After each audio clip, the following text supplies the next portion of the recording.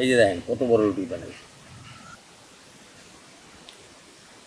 এই রুটিগুলো কিন্তু আমাদের গ্রামে বাজারে হোটেলে 10 টাকা করে বেচেন।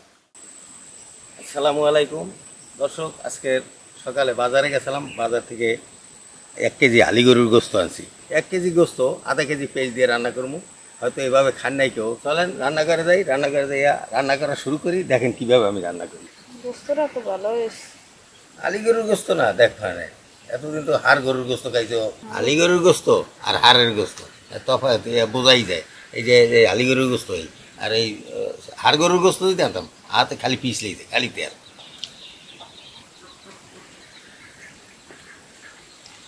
দাও এখন আমি পারবো না, তুমি গুছিয়ে গেছে। এই দেখো এখন আমি রান্না শুরু। তেল, এলাচ, দারচিনি, তেজপাতা। দর্শক এই যে আস্তা পেঁয়াজ, আস্ত রসুন,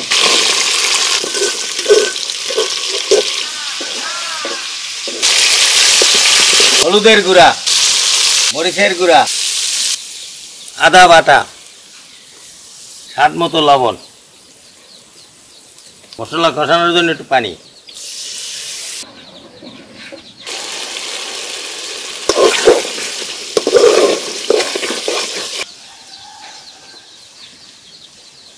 জিরার গুঁড়া, মশলা কষানো হয়েছে, এখন গোস্তগুলো দিয়ে দিই।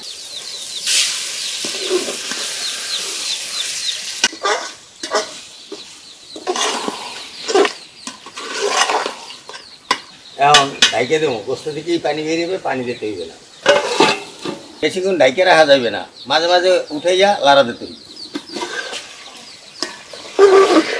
এই দেখছেন দর্শক, গোস্ত থেকেই পানি বেরিয়ে যাবে। দর্শক ভালোভাবে কষাই নিতে আসি, তারপরে কষানি শেষ হইলে আমি গরম পানি দিয়ে দিব। গরম পানি দিলে স্বাদটা সেই রকমের হয়। দেখছেন এই যে ভাঙ্গে যাইতেছে। এবারে একটু ঢাইকে দেবো। এই যে মুরগি সব ফুটাইছে, 16-17টা হয়ে গেছে। গরুর গোস্ত সেদ্ধ হইতে তো একটু সময় লাগেই। সেদ্ধ হয়ে গেছে। পেঁয়াজ কোথায়? পেঁয়াজ কিন্তু গলে গেছে। এই যে দেখেন কত বড় রুটি বানাই।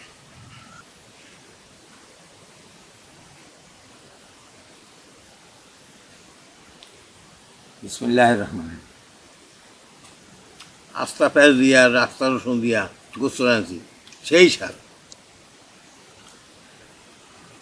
এই রুটিগুলো কিন্তু আমাদের গ্রামে বাজারে হোটেলে 10 টাকা করে বেচেন। তো আজকে আমি রুটি বানাইতে পারি না, সময় কুলায় নাই, এই জন্য আমি 2টা রুটি কিনে আনছি। আমার জন্য দোয়া করেন, আমি আপনাদের জন্য দোয়া করি।